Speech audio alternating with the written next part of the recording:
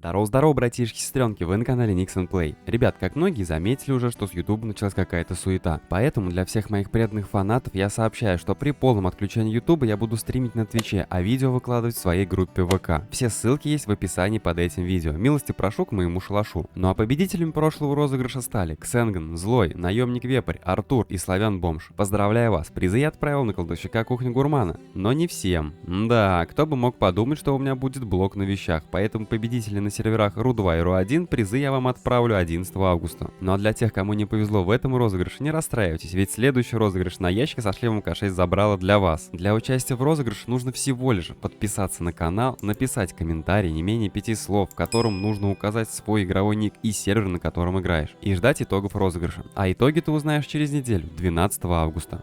В предыдущей 11 серии я остановился у ученых в лагере Эгида, ждал отката ежедневных квестов и навострил свои лыжи на радиовышку. Там мне нужно было выяснить, что за негодяй такой, который безжалостно расправился с другом Радика. Мое расследование было проведено успешно, я заработал положительную репутацию, забрал кейс с броней и отправился на Гурман. Тут я уже и начинаю свою 12-ю серию похождения новичка. Если не смотрел предыдущую, подсказка будет в правом верхнем углу. Приятного просмотра!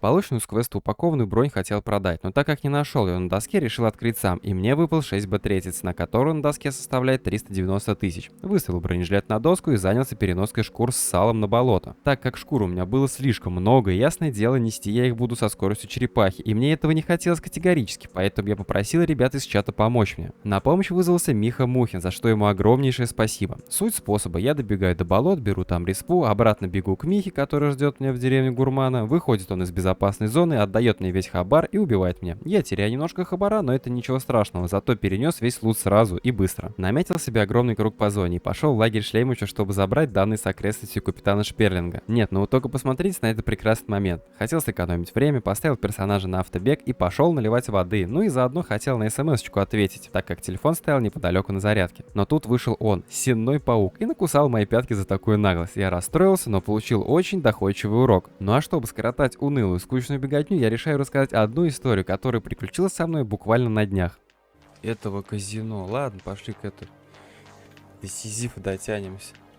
Короче, история, блядь, такая. Купил я, значит, Харабу, вот, за 3000 рублей, блядь, 2990. Средний тариф. Хуярю, листаю, все нормально. Туда-сюда, тут это, то все сортирую там. Это не надо, это неинтересно. Хуяк, вылетает. ВАЗ-2114, нахуй. А еще ночь, я тут, короче, квест в стояуте прохожу, блядь, хуярю, короче, лутаюсь. Я такой смотрю, белый вроде, блядь, симпатичный такой, да? Я думаю, звоню этому чуваку, Петрушкину, блядь. Алло, как дела? Туда-сюда. Чё расскажешь, чё покажешь? Показывает мне по видео. Ну да, есть рыжики там, но это хуйня. Подкрасить, брат ее покрасит, вообще сделает охуительно. То есть вообще ее в малярку сдать, там пацаны покрасят. Вообще все будет за***ь, я думаю. Ну ладно, кузов это не проблема, сделаем. Дыр самое главное там нет. А вот это вот все покрасить, косметику сделать вообще без проблем. Я такой, вроде бы да, хорошо, там нормально вроде машина, да, там вроде все видно туда-сюда. Я говорю, слушай-ка, а что там по технике? Все, говорит, заебись.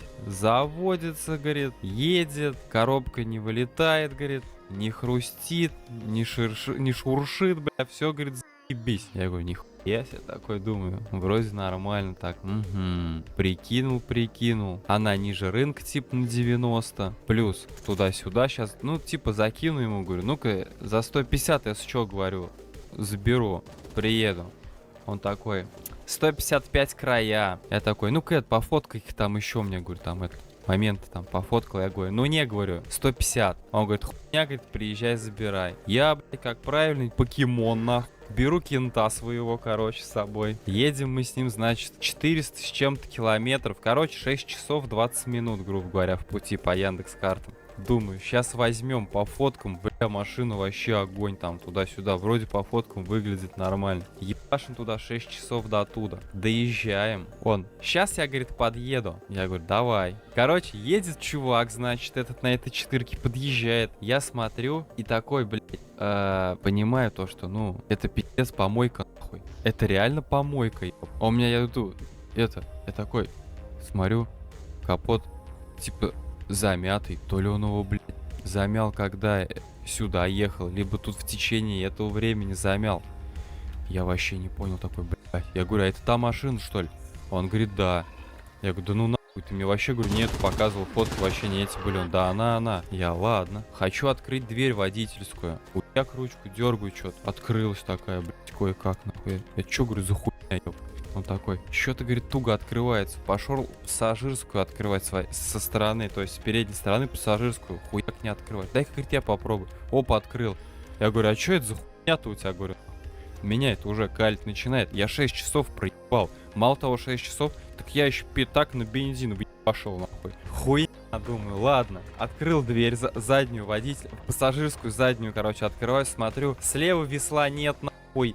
Справа весло такое, чисто вилкой подкручивает. Вилку вставляешь и хуяешь. Там просто пипки этой нет, крутилки. Я думаю, я говорю, дерни капот. Он дергает капот. Я, короче, смотрю. Ебать, а где защита? Говорю, мы ж спи***ли, что ли, пока в гараже стоял. Он говорит, а ее нет. Это вам, говорит, еще повезло. У меня, говорит, помпа въебала. Мы, говорит, помпу меняли. Говорит, а вот представляете, на трассе бы въебала у вас помпа.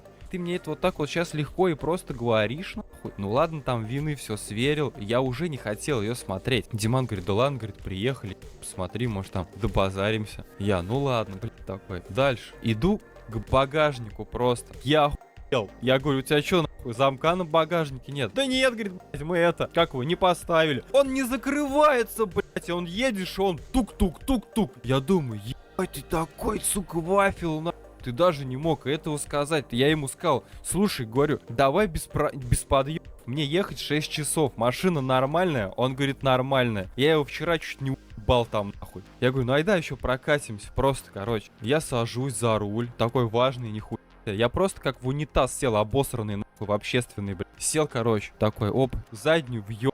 Отпускаю сцепление, а она нахуй не едет. Я чё за хуйня? Промахнулся, думаю, что ли? Еще раз заднюю. Ну, блядь, не разучился же на машине ездить, ёбаный рот. Опять заднюю. Отпускаю, короче, сцепление. А оно в конце. Я говорю, ебать, да у тебя еще и сцеплению пизда, нахуй, ко всему этому. Ты, говорю, ее за сколько, блядь, купил? За 30 тысяч, нахуй, что ли, эту машину свою ебучую, блядь. Я такой, начинаю, тронулся, все, первый включаю, еду, короче, смирился. Ну так, просто уже ради интереса. Я уже понял, что эту помойку ебаную, нахуй, я брать не буду. Я просто не хочу бабки проебать. Еду, и руль вот так хуярит, вот прям вот так вот. Я говорю, ебаный в рот этого казино, нахуй. Я, короче, Диман говорю, ну ее в пизду, блядь. Я прям на дороге выхожу. Я говорю, ебать, я нахуй, говорю, твою помойку, блядь. Все. Я реально охуел от этой хуйни. Я, короче, говорю, все. Больше я вот эти вот четырки ебаные, говорю, смотреть не буду. Мало того, я говорю, ей цена, говорю, полтинник, нахуй, не больше. В нее еще полтинник вольешь, может быть, это нормально будет. Он на полтинник не согласился. Я не факт бы, нахуй, если бы мы ее взяли за полтос, что мы на ней доехали бы обратно 6 часов. Мне кажется, у нее мотор, блядь, перегрелся и все, нахуй. Я говорю, все, давай, ебан, отдыхай. Он говорит, ну ладно, не хотите, как хотите. Сука, мне так обидно, 6 часов. И просто бабки впустую. Ладно, бог с ним. Похавали, короче, вроде настроение поднялось. Тут кока-колу ебали с этим, с карамелью. Все, блядь, едем обратно. Слышу, что-то шуршит у меня сзади. Ебать, что за хуй.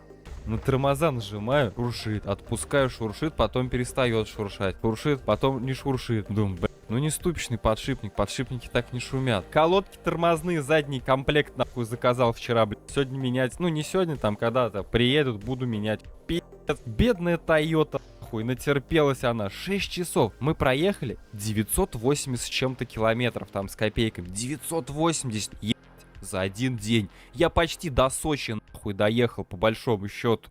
Вот так вот за увлекательной историей незаметно пролетело время, и я прибежал к Андеру, чтобы забрать данные с окрестностей у него. Забрав все данные, я пошел в деревню Гурмана, собрал там все мясо со склада и пошел в город Любич. В Любиче в комендатуре я нашел завхоза Павлова и продал ему все сырое мясо. Затем отдал посылку от татарина Штакету. После пришел в деревню Гурмана, купил с доски антиграф Альфа и пошел отдавать его Сизифу. Отдал ему один антиграф, и так как квест был взят давно, он у меня уже откатился, и я сразу же купил с доски еще один граф и тут же сдал его Сизифу. Затем я отправился в лагерь лагерь экспедиции эгиды через аэропорт, но по пути туда на костре у пионера меня встретил какой-то негодяй и в наглую слил меня в спину. Ладно, хоть респу я успел взять, бежать заново мне не пришлось. Затем я его убил, затем он меня, и продолжал все это несколько раз. Чуть позже выяснилось, что этот человек сидел у меня на стриме и, видимо, таким образом хотел привлечь к себе лишнее внимание. Не самый лучший способ, конечно. Написать же нельзя было в ЛС, всегда всем отвечаю. Получилось, что потратили друг на друга энное количество времени и разбежались. Все по канонам зоны, в принципе, ничего не меняется. Перейдя через Паныча сразу же к лагерю эгиды, я поспешил сдать ранее взятый и выполненный квест заражения гнезд. К слову, выполнил я его по пути до деревни Гурмана. Сдал задание Черешникову, и теперь у меня было ровно 3000 репутаций. А это значит, что я открыл проход с Везувия на аэропорт и торговлю с эгидой. Ура, ура, ура! Моему счастью не было предела.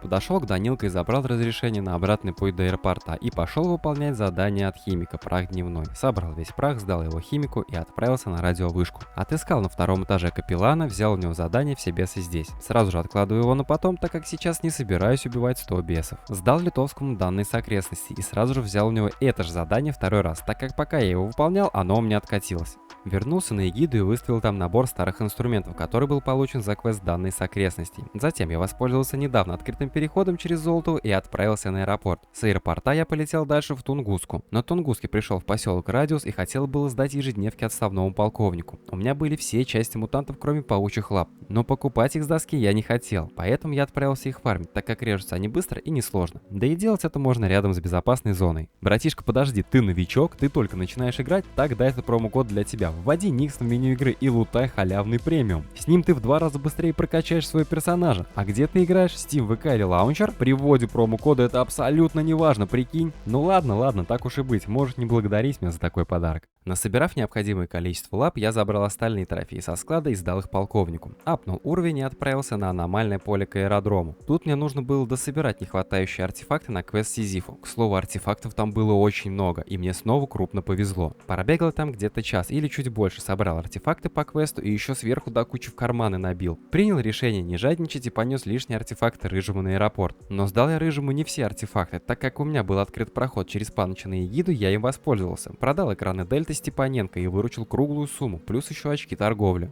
Далее отыскал в лагере доцента Краснова для того, чтобы передать ему записку, которую нашел возле трупа сталкера, лежащего в туалете на локации аэропорт. К слову, взял я эту записку, когда бегал к Рыжим продавать артефакты. Краснов для расшифровки данных нужен сканер, но сканер у него не работает, и для того, чтобы его починить, ему необходимо принести 20 электродеталей. Нехило, конечно, раскатал губу Краснов. Отложив это недешевое дешифрование, я отправился в окрестности Любича, пришел на пост к Марьку и отдал Сизифу 10 экранов гамма. Затем пришел в деревню Гурмана, крикнул, что продам набор старых инструментов, отозвался один сталкер и предложил цену в 450 тысяч. Я посмотрел цену на набор на доске, проверил комиссию при продаже и пришел к выводу, что его цена меня в принципе устраивает, ну и замотал ему набор. Выставил большой и маленький контейнер на доску, так как пока у меня в них нужды совсем не было, поделал мелкие делишки в деревне и закончил на этом свою трансляцию. Спасибо, что смотрел видео до конца. Буду рад, если подпишешься на канал и напишешь комментарий. Для меня это очень важно, ведь каждый комментарий я читаю, и все вы вместе мотивируете меня на создание нового контента по нашей любимой игре. Увидимся в зоне, брат Сталкер.